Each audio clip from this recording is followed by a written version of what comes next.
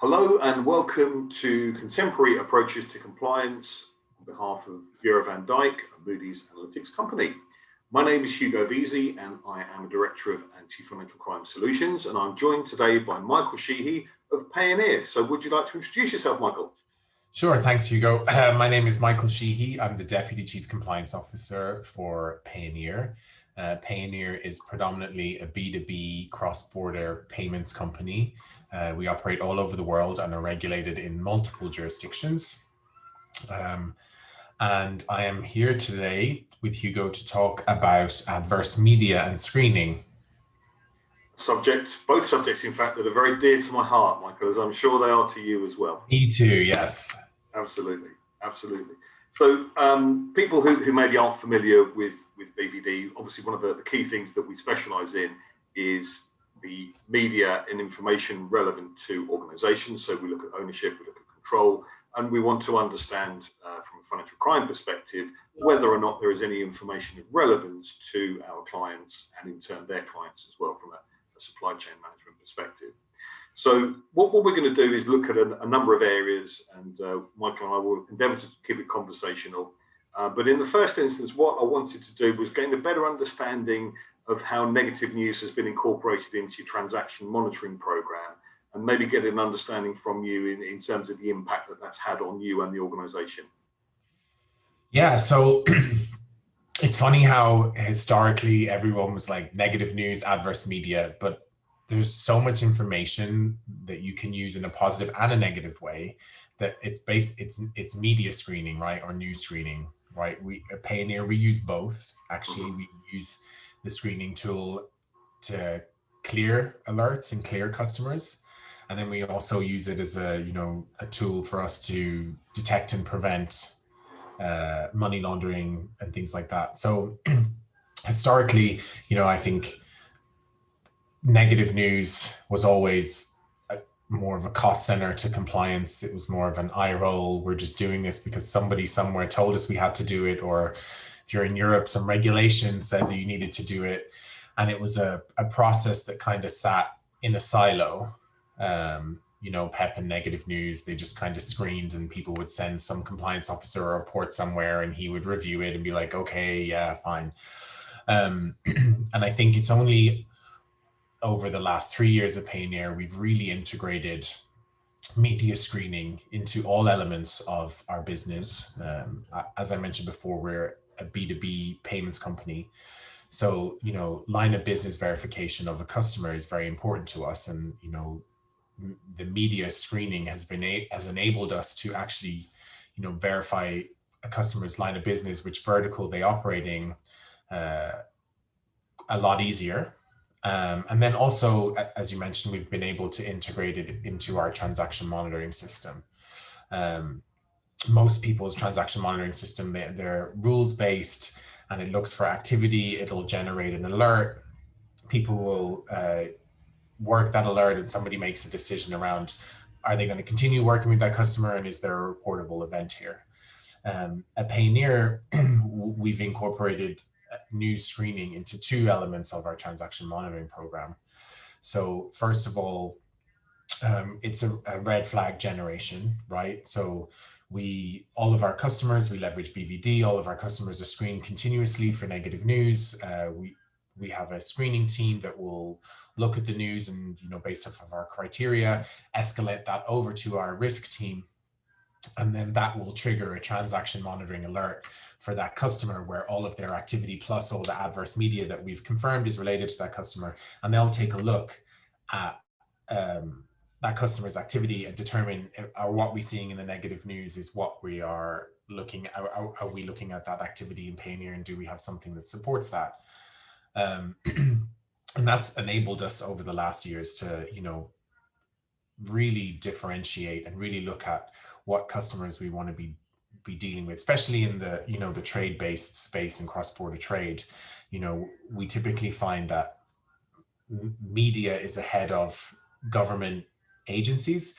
So a lot of the times the news will break and we'll be like, oh, wow, this is a customer of ours, and there's activity here that seems to be related to this article, and we're going to stop it, versus, historically you'd wait for a subpoena or a law enforcement request, or you'd wait for your criminal to trigger some sort of activity in your system that may not happen.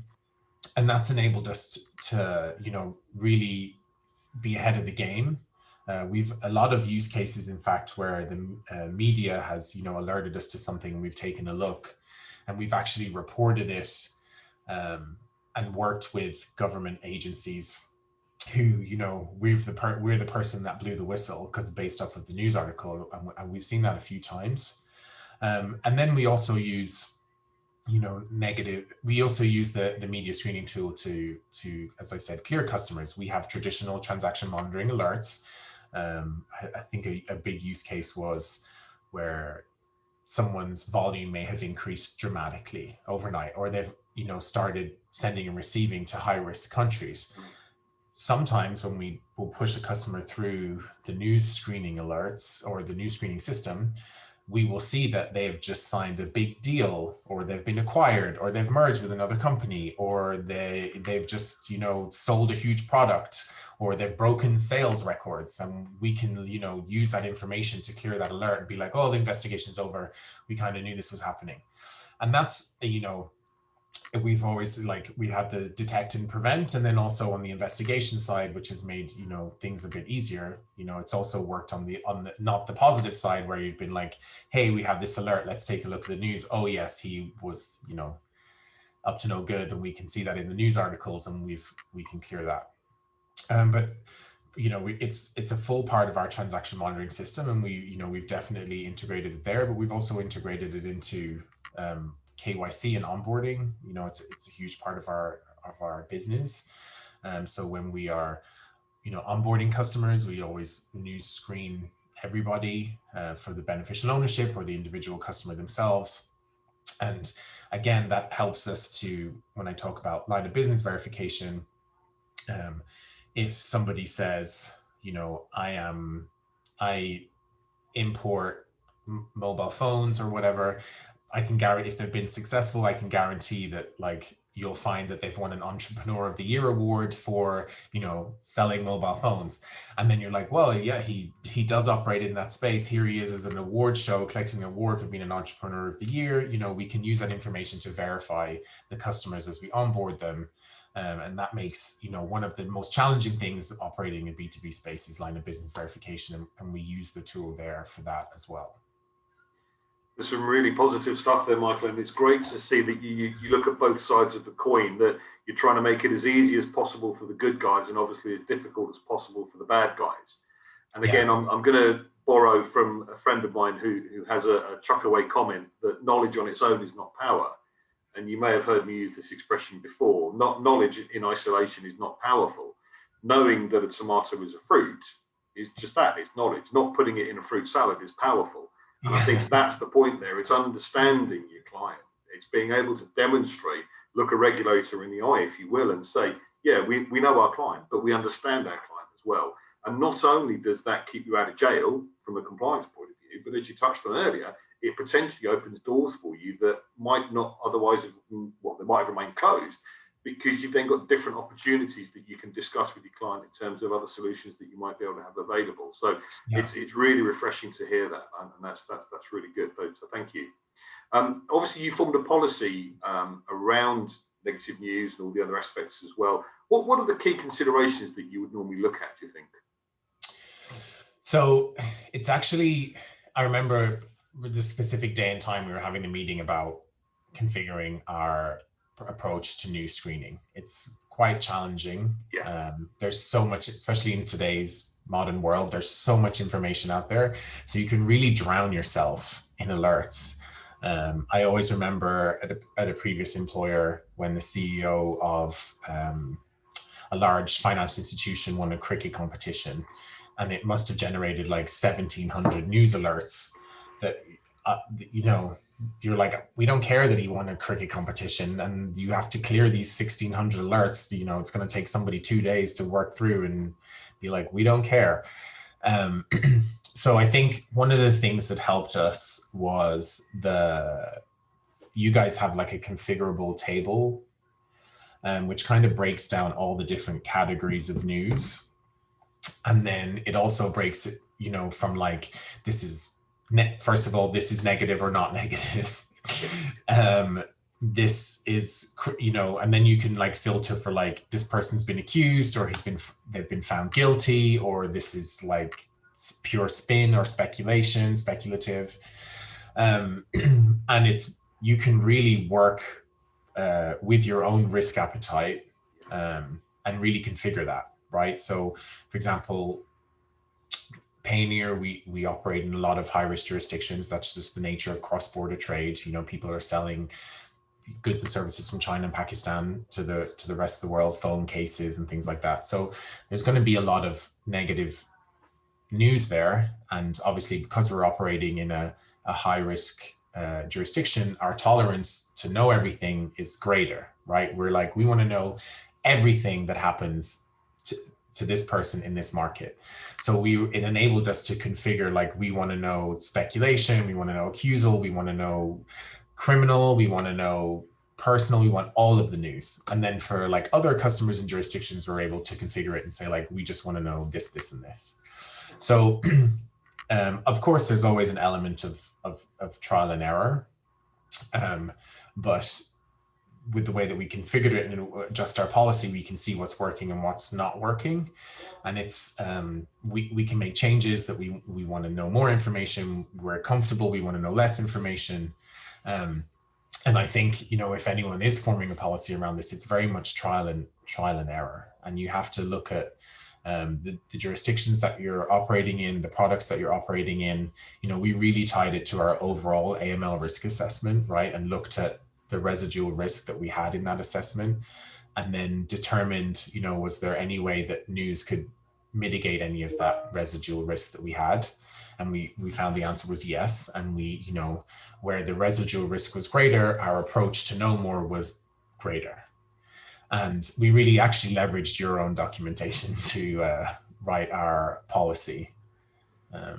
We should probably take this moment, if everybody's watching this at home, to like put that slide up on the screen of your table of negative news.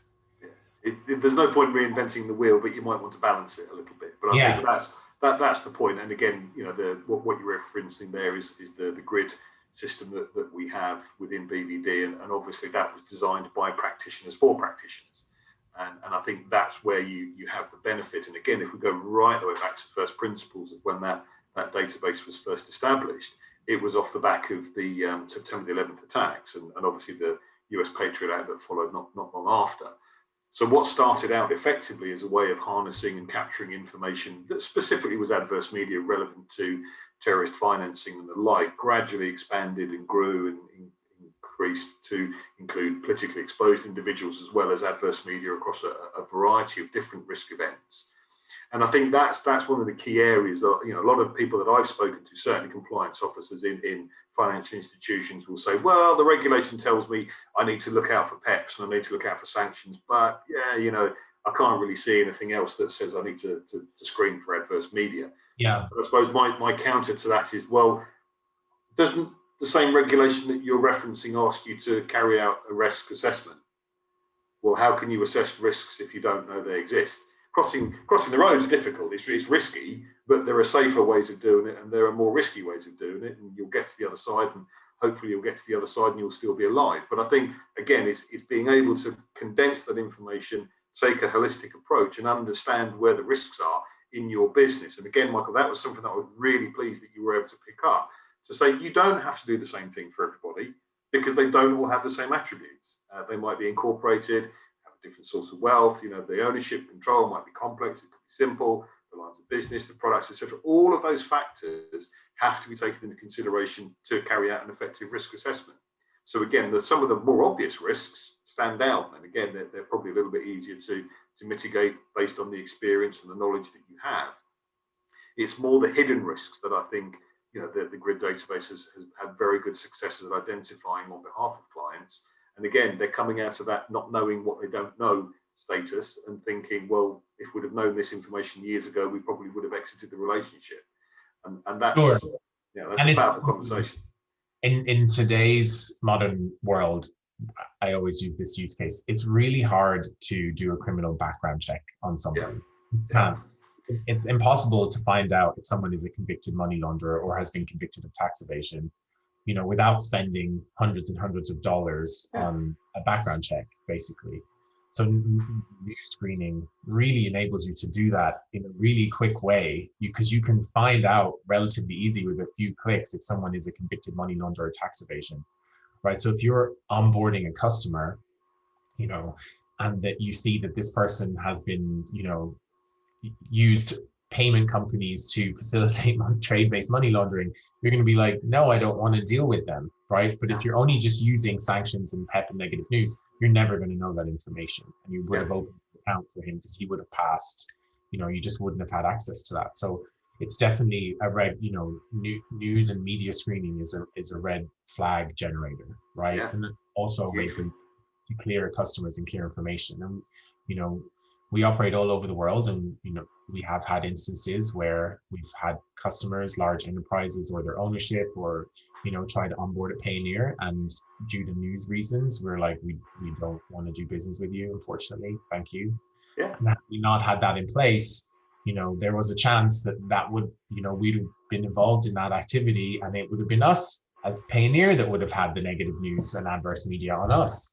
So it's very important that you have this in place, and also that you have an effective policy to manage it. Using the earlier use case that I mentioned, just having a group of people in the room clearing alerts and then sending a report out isn't going to be effective. And I don't think it really does need to be integrated into your your onboarding, your transaction monitoring, and kind of all elements where you have a touch point with your customer. Yeah, you mentioned a really, really important point there, where you effectively referenced reputation.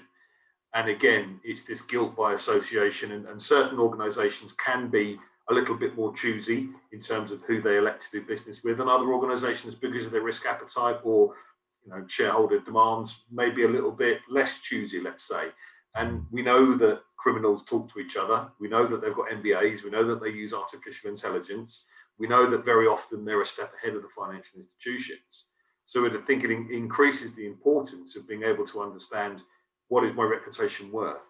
And again, as we know, these sorts of products and services aren't free, and they're not cheap. But again, it probably costs an awful lot less than the value that most organizations would actually place on their reputation. So from a Payoneer point of view, just tell me a little bit more about how that would sit with you.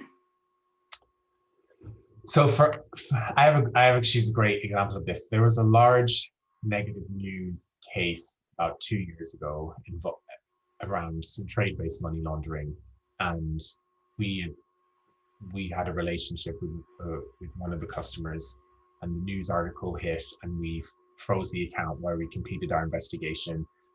And 48 hours later, those organizations and those individuals involved in that negative news case were all placed on the sanctions OFAC list.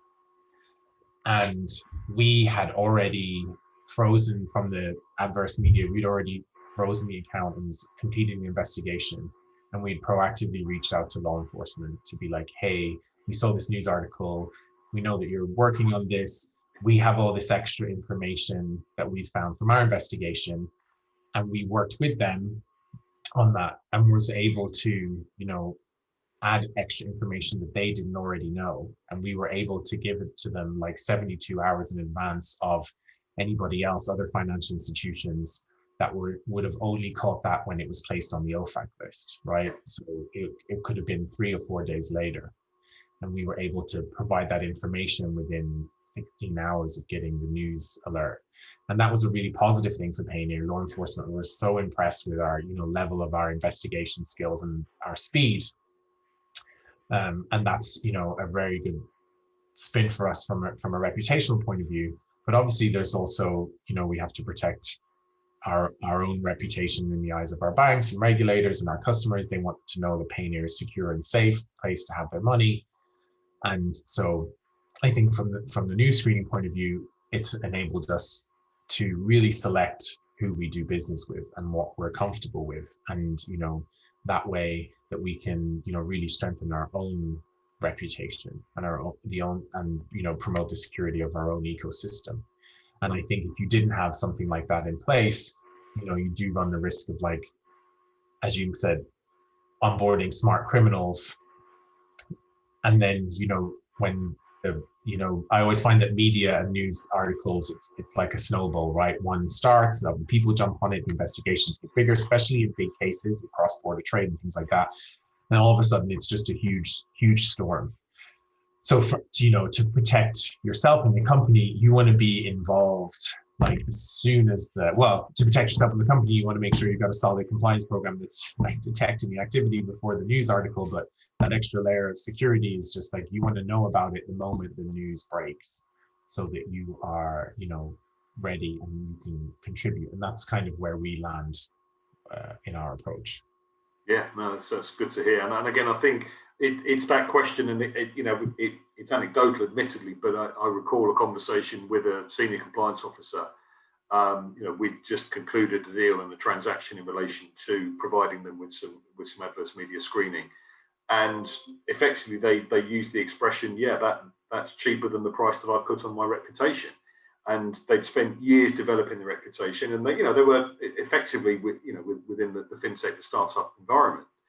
So they didn't have the issues and the baggage that certain legacy organizations, or the bricks and mortar banks, as some people might call them, would have. And I think that's the other piece as well. It's understanding the technology that's available in the marketplace. And I was having a conversation with one of your colleagues earlier today about the 6th Anti-Money Laundering Directive in the European Union. And that regularly references about having appropriate technology, appropriate numbers of staff, appropriate training, and so forth. And this is very prescriptive, which I don't think has been the case in the past. But again, if for no other reason somebody wants to protect their brand, that in itself is surely a good enough use case to say we need to understand the risks that our client potentially present to us. For sure. And we obviously have a list of things that we screen all the time. And obviously at the very top of the list is our own name and our own brand. And we use the tool to understand what people are saying about us and what media is saying about us. Because, I personally would never want to be in a meeting with a large financial institution or regulator, and they ask me about a news article that Payoneer is mentioned in, and I don't know anything about it. Yeah. And I think, if you do want to mention about your, protecting the brand and maintaining your own brand, that's one of the most important things, is like, you should constantly be screening yourself to understand what's happening and what people are saying. As you said, criminals all talk to each other. And that's a good way to, using those screening tools and technology, it's a good way to find out about that. Yeah, don't make yourself a soft target, which I mean, again, that takes me back to my Barclays training from nearly 30 years ago. That was one of the introduction videos that we used to have in the early training. So yeah, it stuck with me. It had the desired effect, I suppose, because I still talk about it now. Good stuff. So we've talked about a number of different things, but the next area that I'd really like to discuss with you, Michael, looks at alerts that, let's say, not traditional crimes, financial crimes that FIs might be involved in, and money laundering, would be a perfect example. But it's understanding the other sort of felonies, the other crimes that might be a little bit lower down in the pecking order, if you will, of financial crime, and understanding how you take those on board and how you deal with them and how that might affect your appetite for risk. Yeah, so that's always an interesting conversation. I kind of refer to it as like the morality crimes, right? Yeah. Or the personal crimes that have nothing to do with the business, right? CEO gets into a bar fight and hurt somebody. What do you do with that? So we have a lot of interesting conversations internally at Payoneer. As I said, we operate everywhere, so we get a lot of alerts about this type of stuff. It's hard to balance, right? It's something that we fine tune all the time. And it's something, we don't have a defined process, and it's something that we take case by case. We do have lots of instances of, as I said, personal crimes or morality things. Like, I'm trying to think of some examples of, somebody that's also has a business trading engine parts, but also has a business that outside of Payoneer, he has an adult cam business. right? And we do see those examples, and we, you know, Payoneer has no risk appetite for adult business. So we would work with our, you know, we'd get that alert and we'd work with it. The compliance would look at it. First of all, we make sure that looking at the transactions, are we involved in his other business? You know, most of the time the answer is no, we can't see any evidence that we're supporting both lines of business for this owner. You know, and we'll do our research and be like, well, he's a you know, a 15% shareholder of this company, but he's the majority owner of the company that we're supporting. And then we'd kind of work with our business to have that conversation with him, to be like, you know, how does this work? Are you just a silent investor? Are you actively involved? And then what's the risk to us? You know, sometimes we might take them through a recontracting to be like, we will only serve these verticals, these transactions, and we put it into the contract. We push it through to the monitoring team. We will review it in a few months to make sure that it's still clear. So, you know, it's case by case, but it also depends on our own risk appetite. So as I mentioned, you know, we won't do the 7 deadly sins, gambling, adult, those types of things. So if we see customers that are involved in that space, sometimes we'll be like, we just don't want the risk exposure.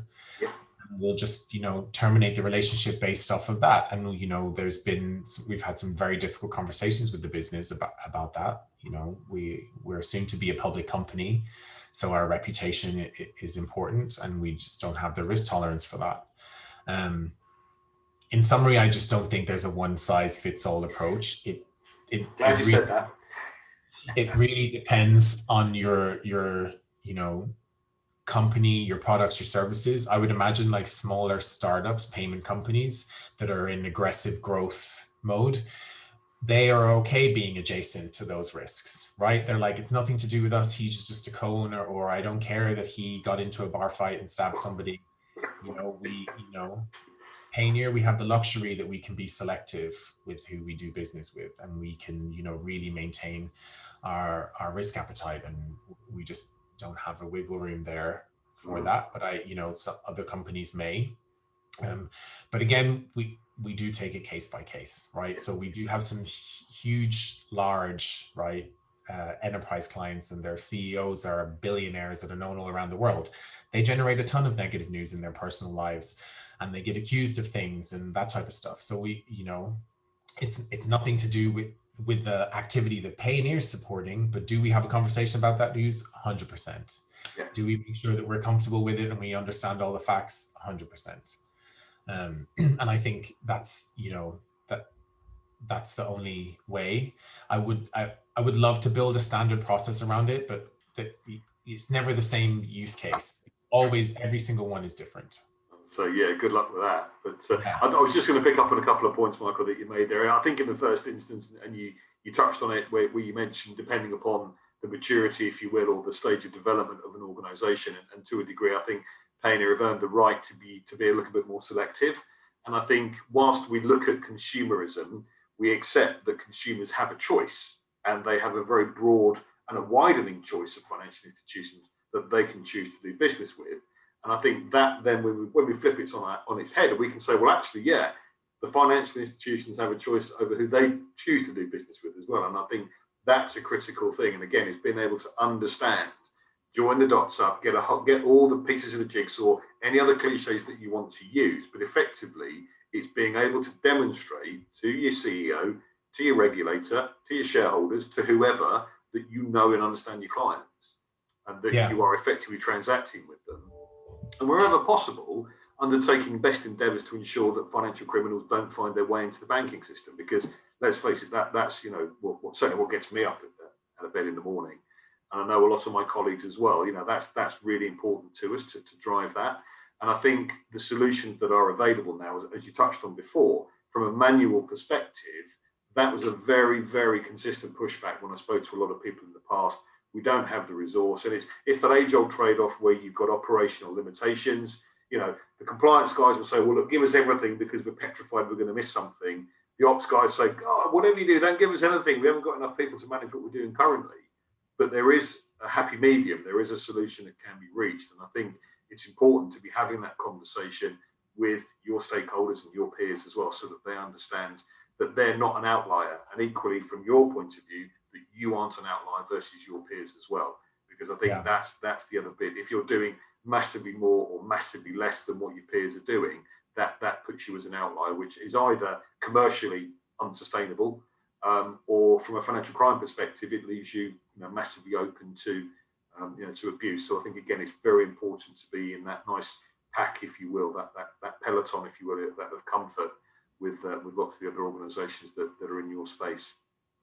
So we're coming up on time, but I just wanted to give you an opportunity to see if there's anything other comments that you wanted to add, or anything additional that you wanted to include within the conversation today, Mark, because I've really enjoyed speaking with you. I just have one question for you, I guess. I know what our risk appetite looks like, and I know that how we build media screening into our compliance program. You obviously deal with multiple financial institutions and multiple people like me.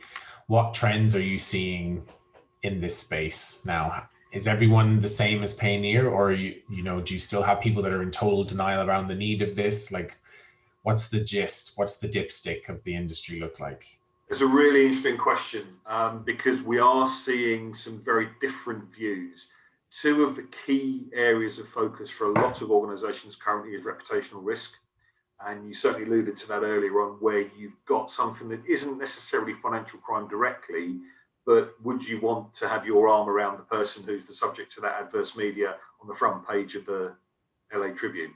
That's kind of the conversation that we're having with people. So it's interesting that we've gone from this mindset of, oh, just give me PEPs and sanctions, to actually, let's dig a little bit deeper and let's understand if there are any ESG concerns. So environmental, social and governance issues are now coming into the conversation as well. And a year, 2 years ago, that was very, very, very much the exception. Whereas now I would say probably every other conversation, that's definitely a trend. I think the adverse media side of things is important because of the configurability. I think the fact that there are viable solutions on the market now that make that job doable is certainly very appealing. And the other really, really interesting thing that a lot of banks are getting involved with is what people would refer to as perpetual KYC. So you'd effectively manage the KYC requirements on an ad hoc basis, but you're managing it by exception.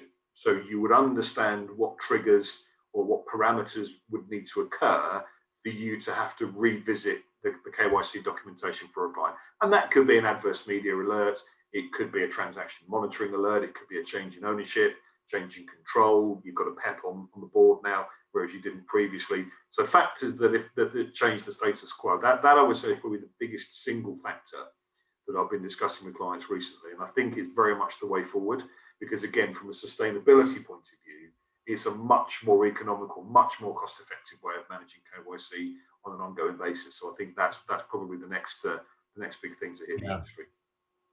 But what are you seeing? For me, just based off of that notion of perpetual KYC, I think the morality things that I mentioned earlier, you talk about environmental and cultural and those types of things. I think that's definitely coming to the forefront. I think, I hate using the term cancel culture, but it's very prevalent in the world. People have tolerance for things and they have no tolerance for things. And I think, as you mentioned, protecting your own reputation is very important. So I think I agree that there'll be a ton more of companies being very selective about who they want to do business with and who they don't want to be seen to do business with. You can see that now. It's very political. People are like, this person aligns with this politics, so we're not going to do business with them. And then you've got somebody saying, well, if you do business with that person, we're going to not do business with you. So it's so hard to track and trace all that information, and companies need to be very careful and make very careful decisions. And I think using adverse media or media screening is a way for you to know all that information about who you're doing business with, or what that person's done historically. Like there's never going to be a world where financial institutions are doing background checks on customers. Yeah, exactly. It's so expensive and it's just impossible. Yeah. And the only way to do that in an economical way is media screening. So I think that, as you say, this perpetual KYC and looking at someone holistically, I would imagine will be very much the mainstream approach soon, that you'll see people being like, you passed KYC, but we know where you worked before and we don't want to do business with you. Right? Thanks, but no thanks. And that's the important thing, isn't it? But you're giving yourself the opportunity based on the information that you have to make a smarter decision. You can make a better decision based on the facts that you have at hand. Whether you agree or disagree with how the world is, moving, that's just a very obvious trend that we're seeing. Yeah. So I think everyone's going to have to start incorporating that stuff into their programs for sure. Sounds good. Well, I think we're just on time, Michael. But again, I wanted to thank you very much indeed for your participation today and for your insights. It's incredibly helpful and it's very useful. And I'm very pleased that we've had this opportunity to speak. And I look forward to speaking with you again in the near future. I'm sure we will. Thanks so much, Hugo. Thanks, Michael. Bye-bye.